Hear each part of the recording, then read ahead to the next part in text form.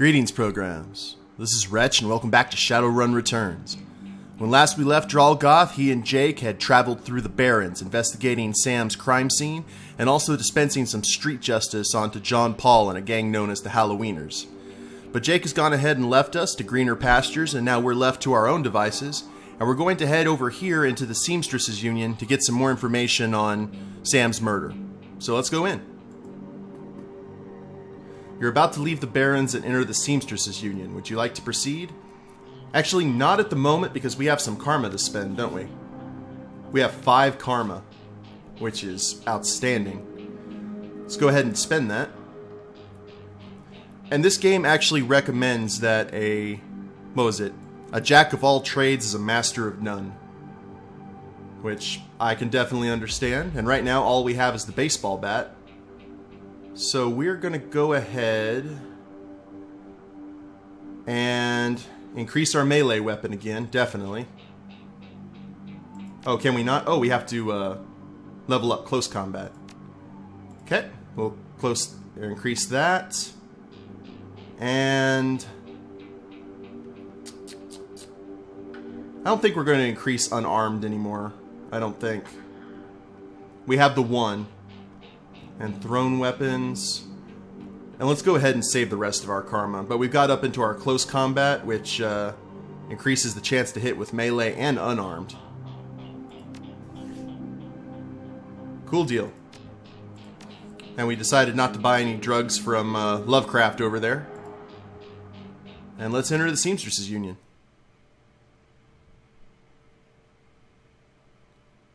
Relative to the rest of the Barrens, Touristville is a neon-clothed oasis. At its heart is the Seamstress Union. Housed in an old brown house building on the corner of Illegal and Opportunity, bums huddle together, gangers strut the streets, and the occasional salaryman comes slumming.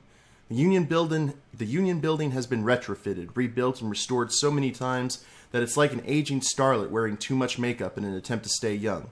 The wild ivy growing out of the gutters adds to this effect. As you enter, the murmur of hushed conversation washes over you. The dive bar denizens raise their heads, take your measure, and then go back to their business. This is the kind of place where everyone knows your name but keeps to themselves. I love the descriptions of these places. Let's check out. Oh, we gained 2 karma. Outstanding. Let's go ahead and take care of that then. Spend the karma and increase our melee weapon. Yes, for a pommel strike. Good deal. Go ahead and confirm that. And look at this, man. That's awesome. An orc behind the... Eric Merceman. I really doubt that's his real name. Let's check out the rest of this as we can. Okay, covered by a fog of war. And let's walk over here and talk to Cherry Bomb.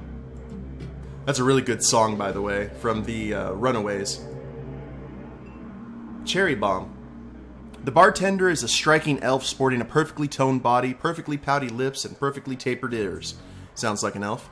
Her eyes harmonize save me and take me in equal measure, hitting just the right notes for the maximum extraction of tips. Orcs are used to sneers from beauties like this, but she smiles sweetly when she sees you. Hey there, haven't seen you here before. What can I get you? Something dirty in a clean glass. Oh, a hard case. I like that. Okay, hard case. I'll get you something stiff. She starts to turn away when a man with the face of a survivor and the zeal of a convert tugs at her arm, hard. It's clear the two have a history. They try to keep their voices low, but the intensity of their conversation makes them easy to overhear. Shane. Cherry, you have to listen to me. If you stick around here, you could end up dead or worse. The Ripper is out there and he's real. That last killing happened just down the block. And now Coyote's missing. They'll probably find her tomorrow in a dumpster without her head. Come on, Cherry Bomb, think. I think plenty, Shane. I'm getting a Ph.D. from UW in neuroprosthetics studying under Ojimans. And how am I paying for it? Bartending. Tips. There are faster ways for a Baron's girl to earn that kind of scratch, but I'm not taking them. So what do you want from me? I want what you want, a better life, a better world for everyone. The Universal Brotherhood can give you that. Oh dear. I've heard all this before. I bet you've had pamphlets and brochures, too. This isn't some trick to get us back together. Things are different now. I'm different now. The Brotherhood... Cherry Bomb's face is pretty hard, armored in lipstick and low expectations. The Universal Brotherhood is for other people, Shane. Rich Bellevue types who can afford their membership fees and voluntary donations. This isn't about money. It's about binding the world together in brotherhood. Come with me. Attend a discovery meeting. Get to the core of who you are. I heard Lynn Telestrian give a talk last night called The New Family of the Sixth World. These guys are like Scientologists. I've got a family right here, Shane. They're drunks and lowlifes and whores, and I choose them over any of your Brotherhood members. Now, Buzz, I need to get back to work. With body language that leaves no question that the conversation is over, Cherry Bomb turns her back on him. Ouch. And Shane ran off. Sorry, I got interrupted. I heard he's got the strength of the righteous, doesn't he? Her pretty eyes narrow. Be careful about whose conversations you listen in on here. Some folks aren't as friendly as I am. You've got a look that says you're not just here for entertainment. Are you a badge? Nope. I didn't think so. You look like a runner to me. We're trained to spot a bronze the moment they walk in here. Something I can help you with? Well, I have a few questions. Ask away. I didn't get my drink. Alright, tell me about this place, Cherry Bomb. Some come here for booze, some come for companionship, others are looking for something they can't get anywhere else. If it's illegal or immoral, and it can be bought, sold, rented, or consumed, you can probably find it here. The Union seems to attract people like you. That guy mentioned Coyote. Is she here? She looks worried. No, I think she's away on business. Business, huh? Is she a shaman with a name like Coyote? She laughs. No, she shot a coyote once, thinking it was a shaman who double-crossed her. We've been calling her Coyote ever since. Whoops. Her face falls. She's been missing for a couple of days now. Some people think the Ripper got her, but I know her. Coyote can take care of herself. Now, who was that you were talking to? Shane, old boyfriend. He used to work here. And one day he saw a billboard for the Universal Brotherhood, and that was that. Went to a meeting, made new friends, moved in with them. I was happy for him until he started coming around trying to recruit me. I don't need that dreck. That's understandable. You ever hear the name Sam Watts? She nods. Sam was a regular customer and a regular pain in the ass for as long as I've been here. That sounds like Sam. Talked a big game, but he was always broke. As soon as he got any money in his pocket, it went straight to his head. Chips, drugs, or booze. Coyote had a soft spot for him, though. Did you see Sam the night he died, Cherry? No, that was Coyote's shift. Well, who runs this place? I'd like to talk to them. That'd be Miss Kubota. She's in the back room. You can't miss her. Well, thanks for the intel. I appreciate the help. Gutter punks have to stick together. Talk to you later. I like Cherry Bomb. I hope she gets her PhD. Eric Mesman. That's not how Coyote does it. Oh, the dwarf. Hey guy, I got some extra outfits I'm trying to unload. You want first dibs? Oh, yes, I will take a look. Oh, we can buy some new stuff. Let's see what this, can we see what this looks like?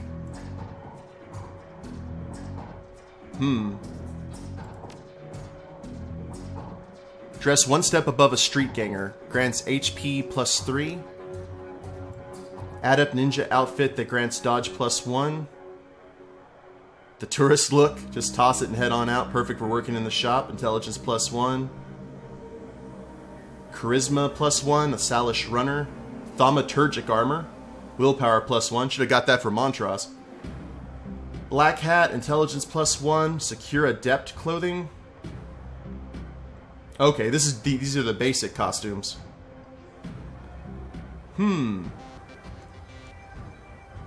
Well, let's try the alley punk look. I like the HP +3. 750. You know what? We'll come back to that. We'll see what else we can buy here. Oh, wait a minute. Could we? I saw something. Okay, that was just a guy. And Mr. Clouet. Jin Parks. Let's talk to Jin Parks.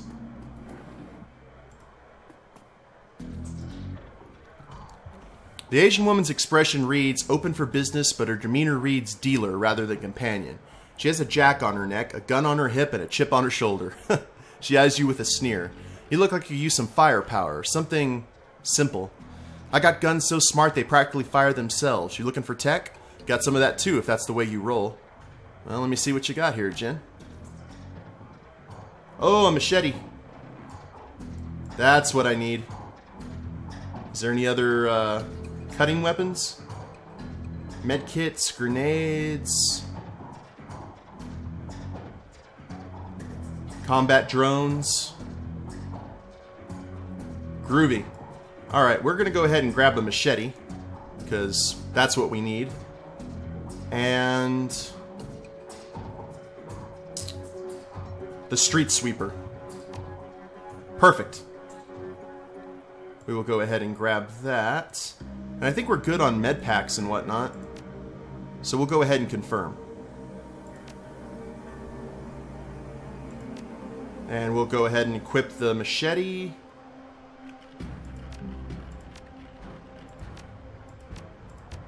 We'll unequip the baseball bat.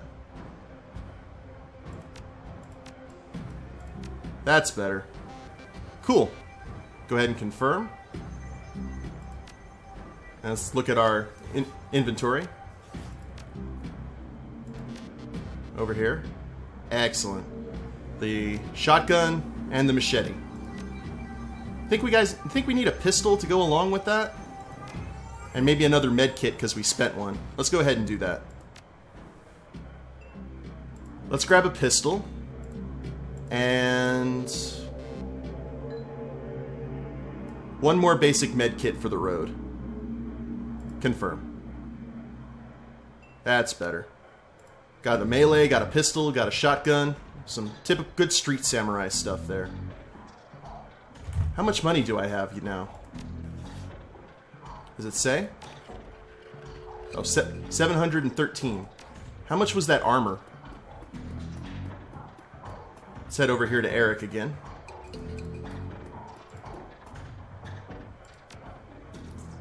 Oh, 750. Dang it, man. Oh well. We may get some more money here for too much longer. We can go ahead and buy that. Oh, sweeten the deal. You reps don't merit it. A lot of back alley deals going on here. Let's talk to Mr. Clouet, the dapper dressed troll. Posted at the doorway to the VIP section is a tower of troll muscle wrapped in an impossibly tailored suit. Whether the product of good genes or expensive aftermarket cosmetic work, the troll's gleaming horns perfectly frame his face, and his polished tusk and goatee accentuate the set of a lantern jaw. Welcome, please behave yourself. Will do. You get trouble in here often? Nothing a stern look can't usually solve. Yeah, I bet. You have business here? I was a friend of Sam Watts. Do you know him? Sure, everyone here knew Sam. Shame to lose a part of the family. There's a sharpness in Chloe's eyes, the look of a man who has seen much and earned wisdom at a young age. In your role here, I suppose you often escorted Sam to the door.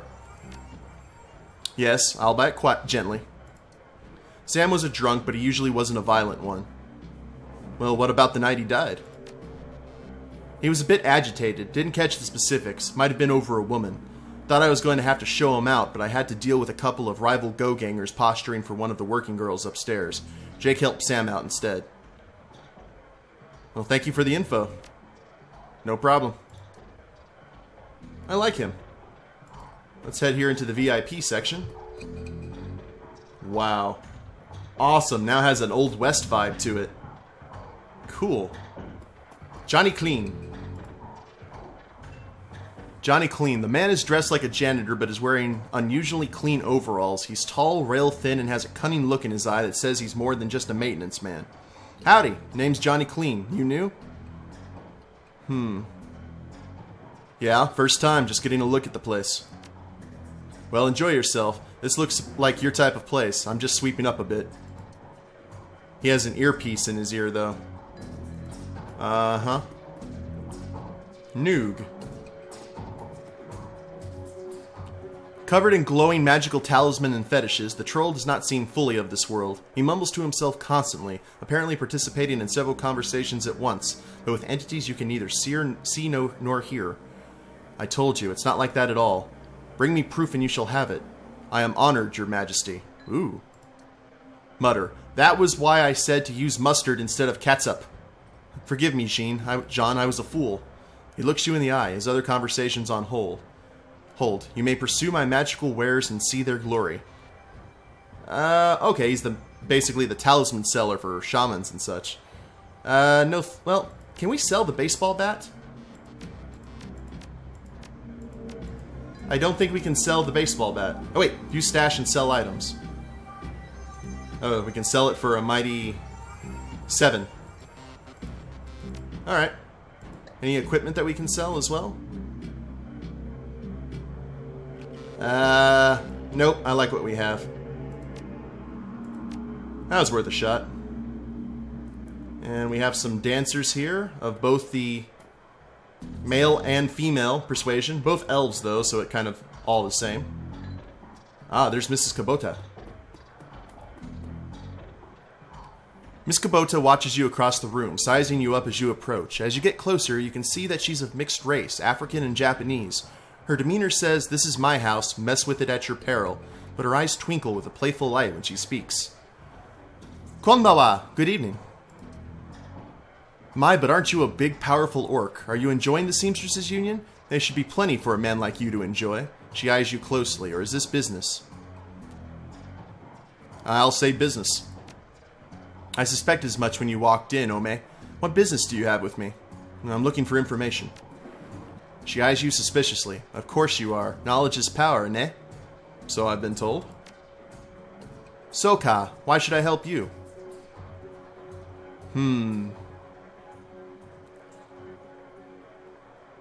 Jake said to come here, so I'm going to say that Jake sent me. I'm glad to hear that Jake Armitage is alive. Again.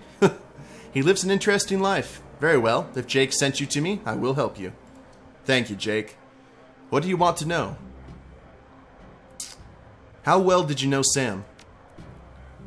I knew him. We all did. Sam was a regular here. Whenever he could beg or borrow enough new yen to become altered in some way. Drugs, chips, alcohol. It didn't matter to Sam. As long as he was bent, he was always looking for his next fix. It's sad that Sam started going down that path. He clung to this place like it was his lifeline, and we treated him as part of the family, even if none of us truly liked him, except Coyote.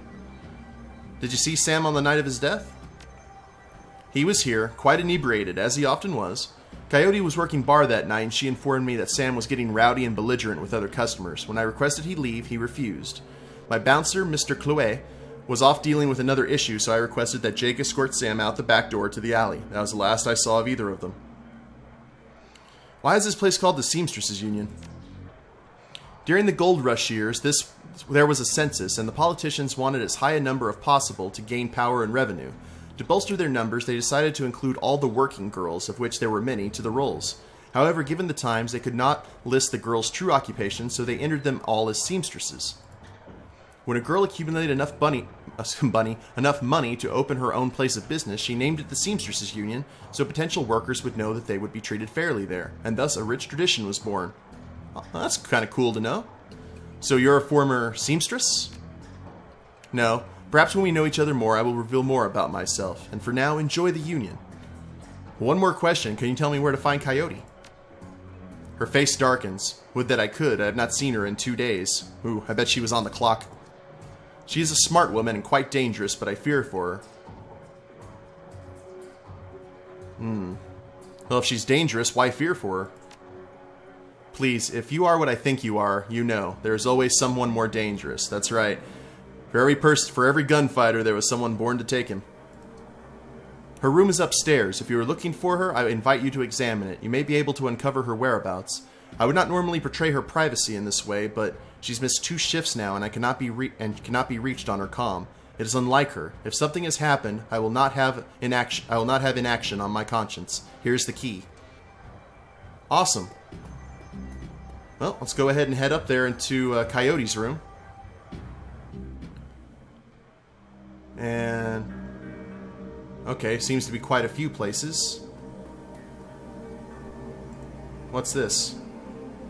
There's a mid-grade security panel attached to the nearby door. It is set to require a password for entry. Oh, okay. This is a Decker's paradise. Can we go in here? I don't know which one is Coyote's room. Alright, nothing in here. Interesting little economy apartments, though.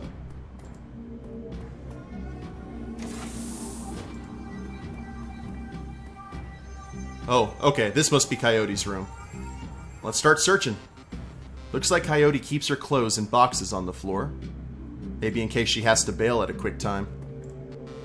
The stand is littered with action movies and cigarette butts. A framed painting of the Chicago skyline, done in stylized silhouette. Check the bed. This is where the magic happens. Coyote's bed has a diary with several papers sticking out of it. Open the diary to the first paper.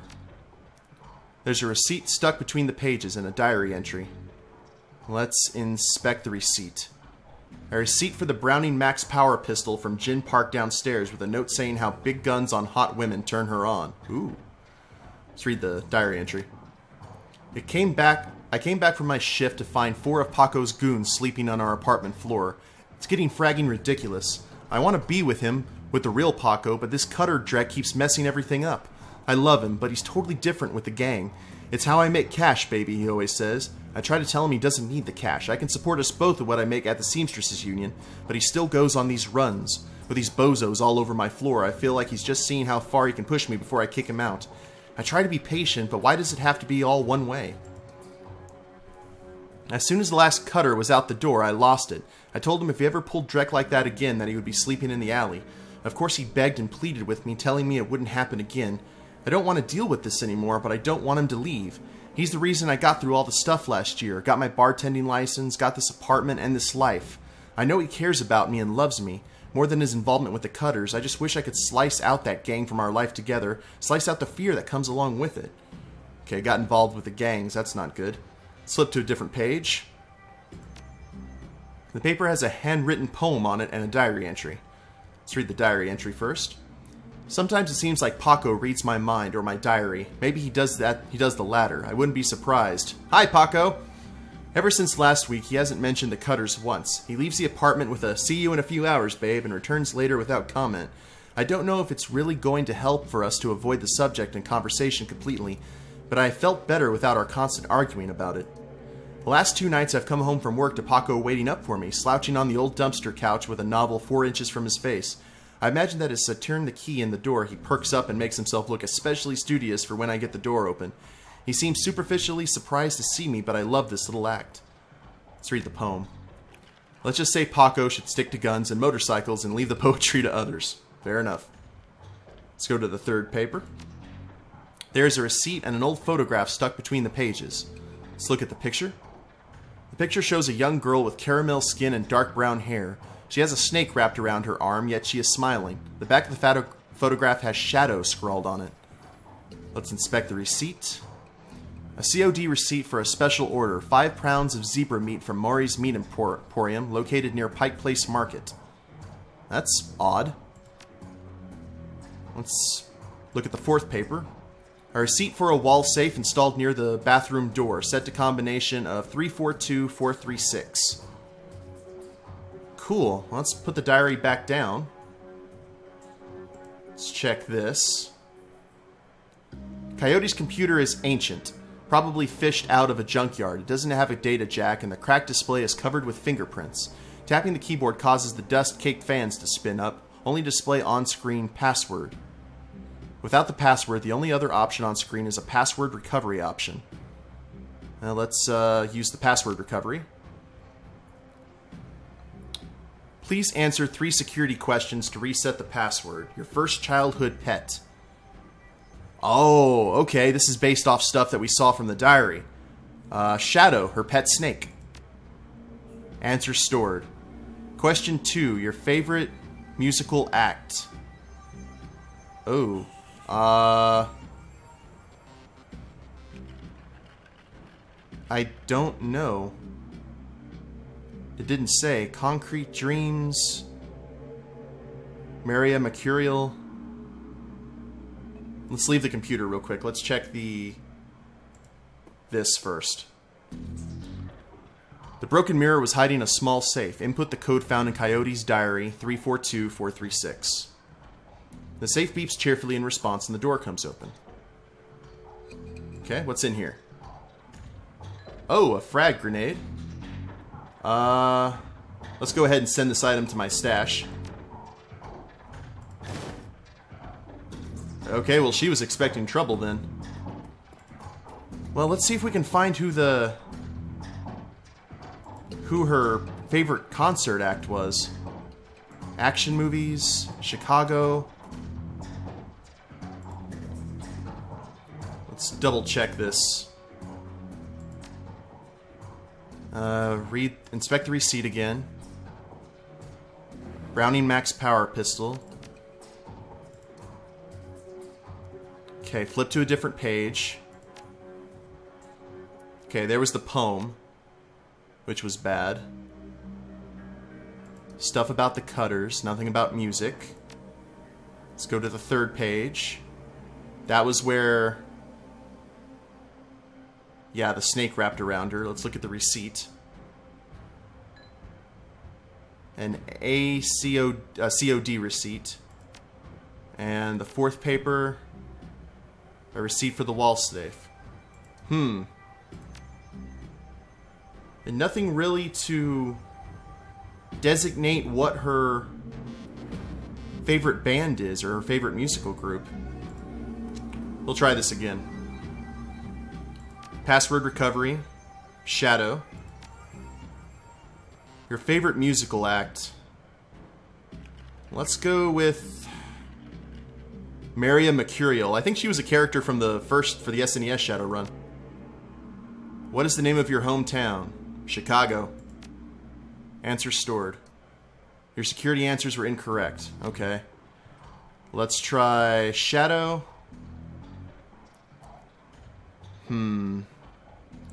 Let's go with Concrete Dreams and Chicago. Security answers were incorrect. Well, let's just do this by process of elimination. Shadow, the Elementals, Chicago. Okay, incorrect. Shadow, Shield Wall, Chicago. Security answers were incorrect. Shadow, Starfire, and Chicago. Your password has been reset. For security, never write down your password. Logging you in. The computer has a basic list of applications. Let's look at the calendar. 3 days ago, met with Delilah about gig. Today, meet Paco for date at Pike Place Market due in 30 minutes. Okay, supposed to meet Paco. Coyote's contact list has exactly one entry, someone named Paco. There's no comlink number or other contact information for him available. This does not seem like a very useful list of contacts, and let's access the history. A quick scan of her recent searches that Coyote has been reading a great deal about hellhounds. It also suggests more than a casual interest in vintage action figures. Well, she seemed like a kind of a normal girl trying to make do with her life. And we definitely have to find out what this whole thing with Paco is in this gang called the Cutters. So we got a lot to do. Alright guys, I'm going to go ahead and end the episode here. I hope you liked it.